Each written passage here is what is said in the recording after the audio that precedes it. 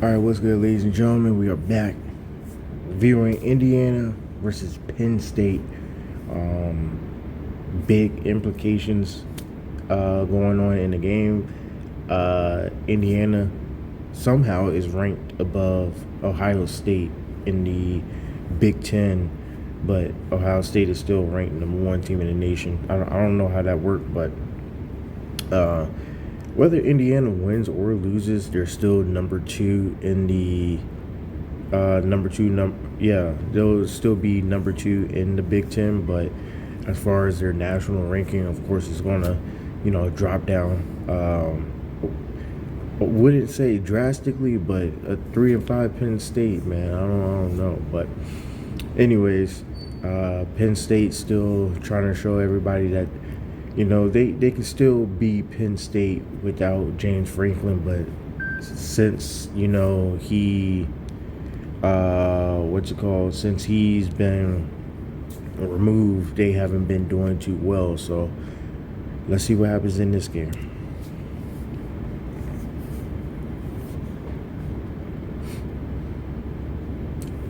Just because the coach leaves doesn't mean the talent leaves, but the talent needs to be directed in the correct way. So,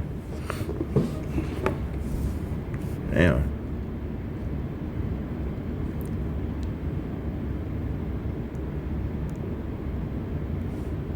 Why is this train still on the screen?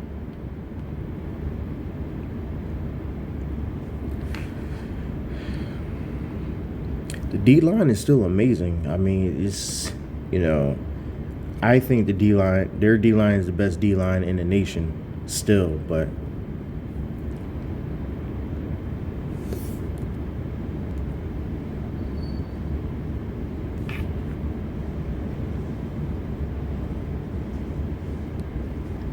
yeah, that's the thing about man. When people are running man, their backs are turned. They're trying to follow the receivers.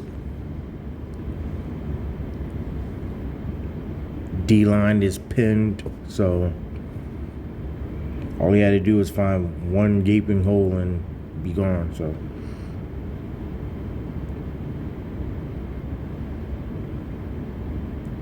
I mean, this quarterback obviously is not Drew Aller, but Drew Aller hasn't been playing well this season either.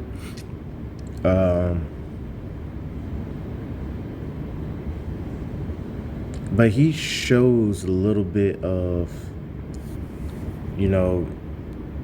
starter quarterback quality. So.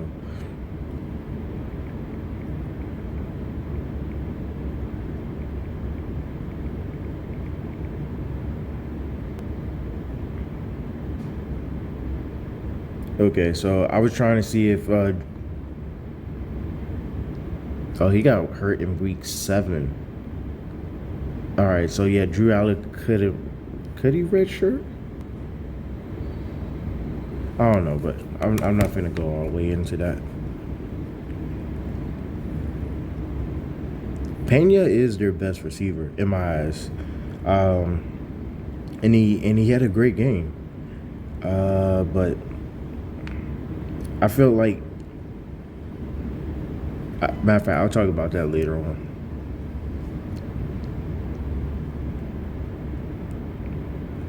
The running back Singleton and K-Tron, they've been quiet all year, and that's the issue. That's like one of the biggest things that Penn State was doing last season was running the ball all over people, and then people will have to pack the box and bring the corners up, bring the DBs up, which then made it easier for Penn State wide receivers to go crazy, which made them even more dynamic, which made them go on that run and be in the semifinals of the college football playoffs. But they can't get a run game going. The quarterback play has been it, so.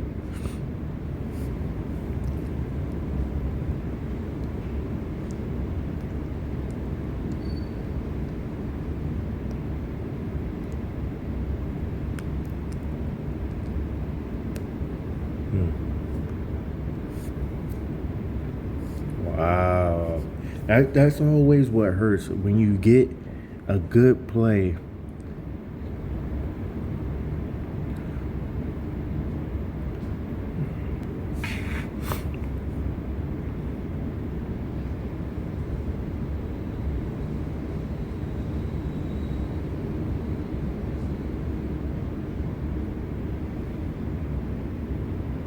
Everybody, this is probably just a catchphrase now, but you got to stop reaching. You got to stop reaching for tackles. You got to run through the tackle. Number 80 just blocked two guys.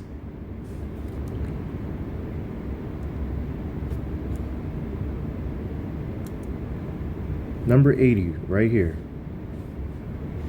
just blocked two guys running a route, basically setting like a pick play. It's not an intentional pick play. It's just that his route was to sit in the middle while the running back runs underneath.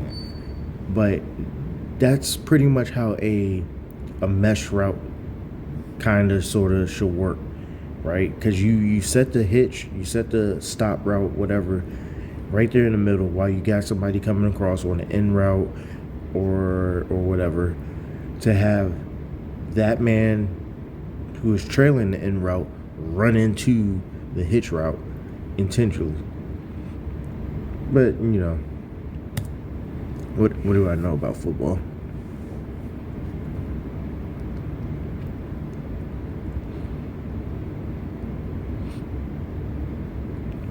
Played through the hands. Perfect. When hands go up, you rake out the hand. If you can't rake out the hand, hit their bicep. Perfect.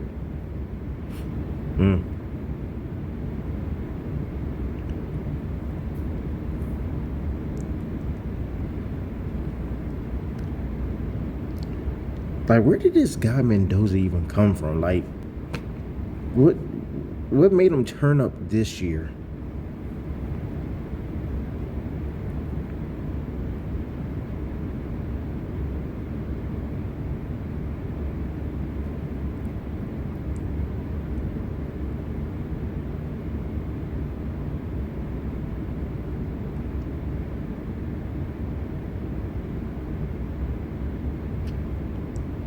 Penn State plays with a lot of heart for sure, but I just feel like so a head coach's job is to motivate a team, right? To make sure they're mentally prepared and everything, but at the end of the day, it's up to the players to make the plays. And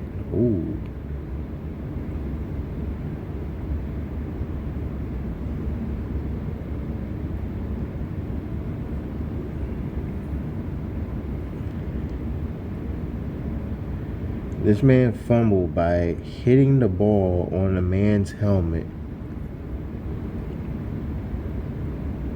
while the guy's tackling on his legs.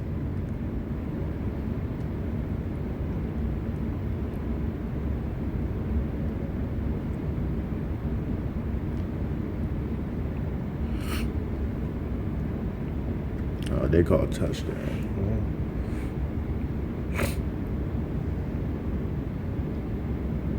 That's just sled work. That's all sled work right there.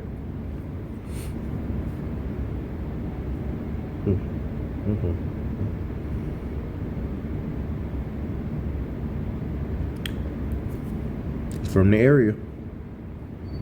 He's from the area.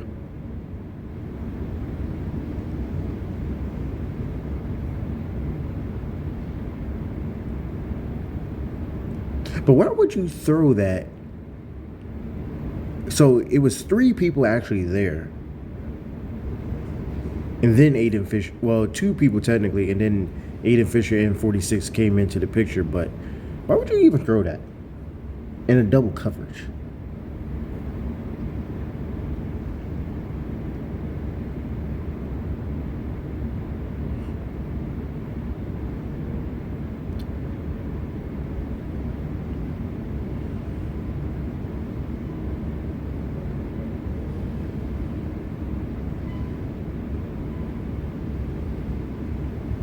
That D line doing a lot of stunts and not getting back there at all. And then when they get frozen up, stood up, they stop rushing.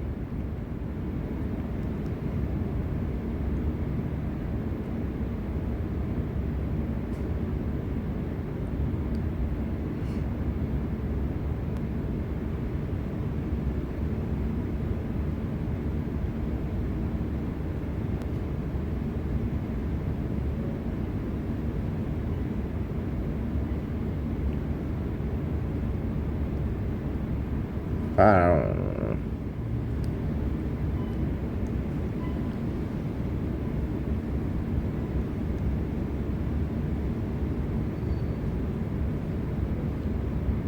All right, we see the score. It's 20-7. We're thinking game over. No way Penn State can come back. It's just game over.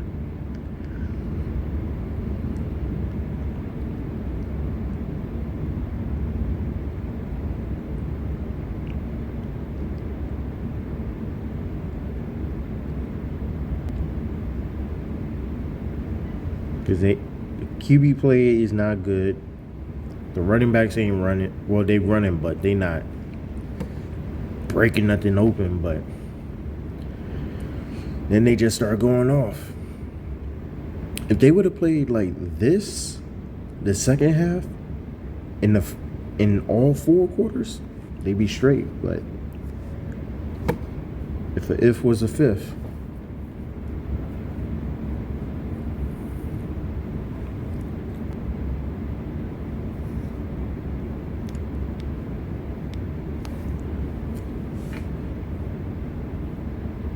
This man has 7 catches this whole, I think, season or career. And he has 7 catches in today's game. Or in this game.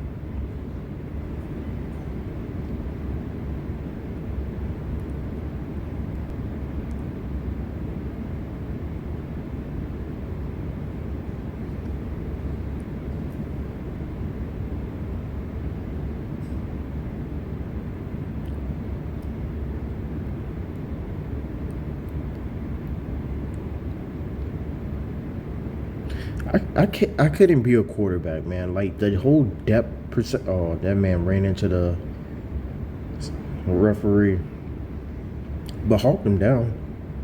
Well, that's Pons. You know, Pons is super fast, so runs into the referee.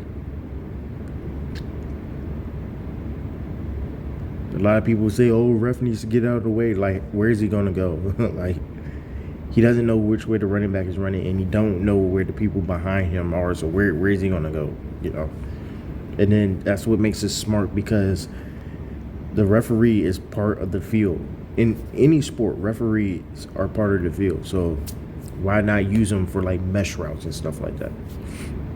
Now this is a crazy pick, bro.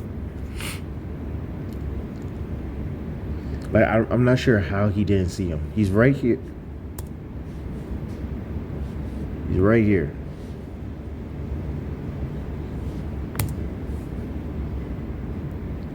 And that's King Mac. If you played the video game, King Mac is a 98 out of 99 speed. He can get across the field easily. And then the ball hung up just a little bit. So that gave him time to get to it.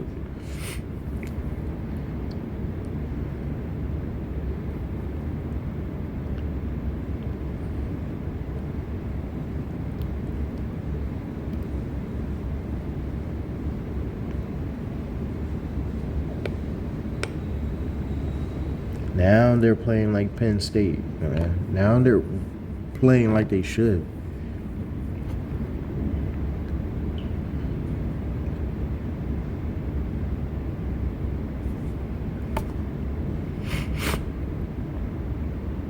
They got them reeling.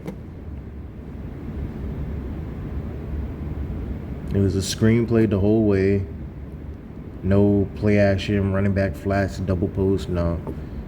Tight ends just got down the field and, you know, block. Big hit.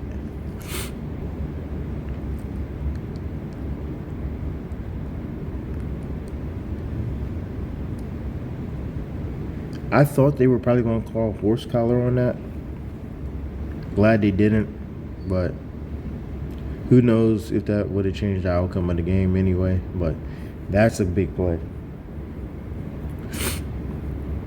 Because I think if they catch that, if Indiana catches that,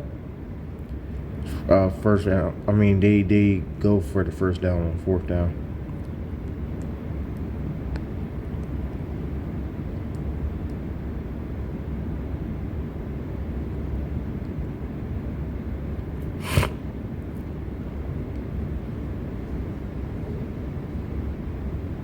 Got a minute 50.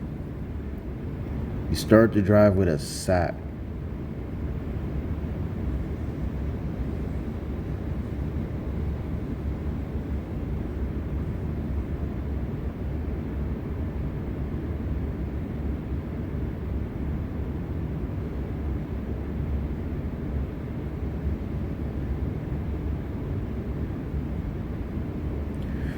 Now, defenses typically are bailing.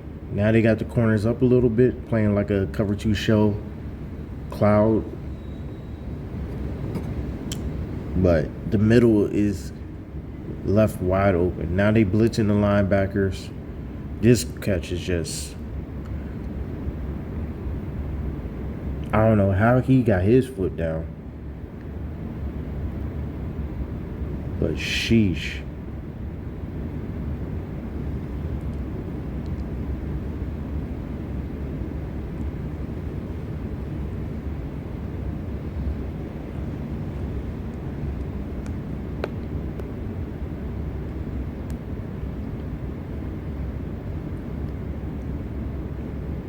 I thought they would call this a fumble.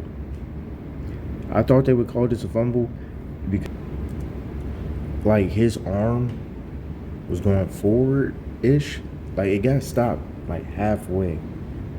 And then the defender hit his arm. And usually they call that a fumble. But there was no review. It was, no fumble call. It was just called an incomplete pass. So,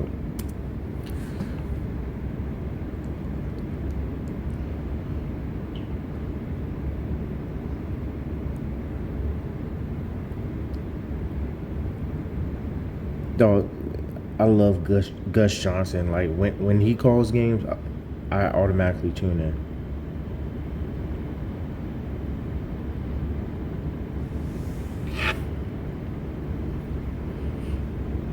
I thought the right foot went out first, but it never came down to the ground. Like if you look right here, his right foot never touches the ground. And I don't know how. It never touches the ground.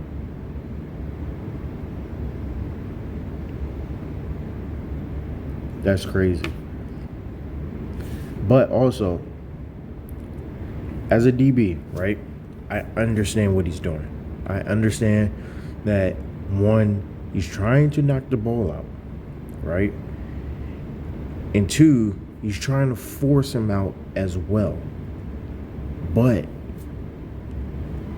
now, I mean, we can say this now because we know what happens. But in reality, as a DB for the future, you get in a situation like this, and the guy is clearly jumping, and he's way over you, and y'all are in the back of the end zone. All you got to do is grab him by his knees, right?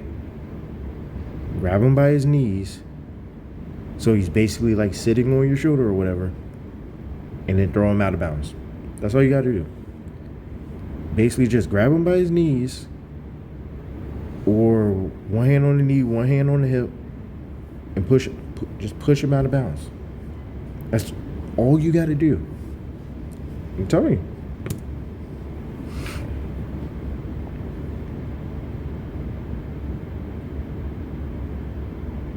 Because you got to make sure his feet don't hit the ground.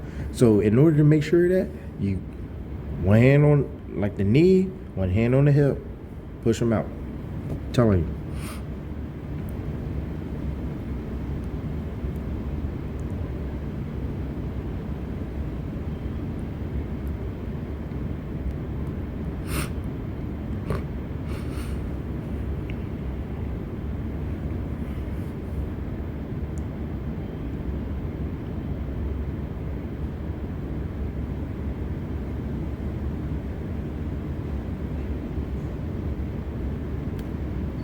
I know you guys get it over the cornerback, but damn, bro, that really hurt.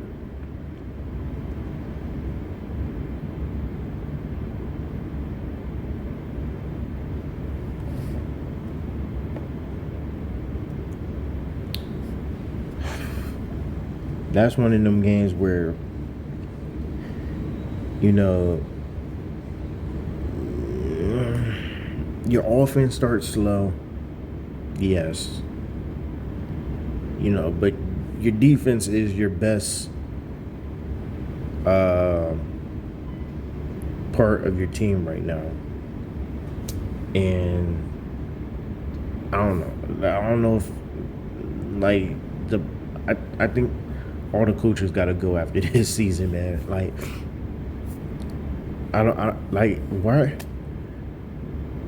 why is the middle wide open? Like, actually, no.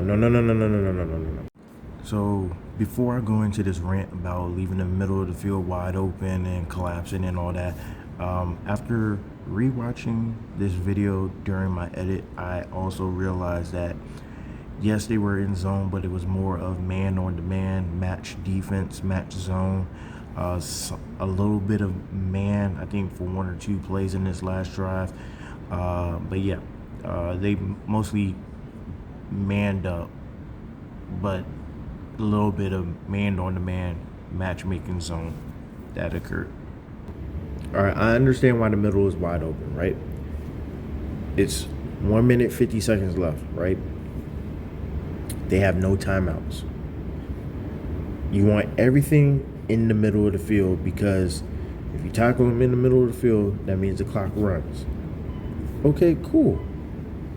But if you do that, you got to at least have your hook zones, you know, deep, right? You don't want nobody behind you. And what they were doing was throwing it in between the safety and the linebacker.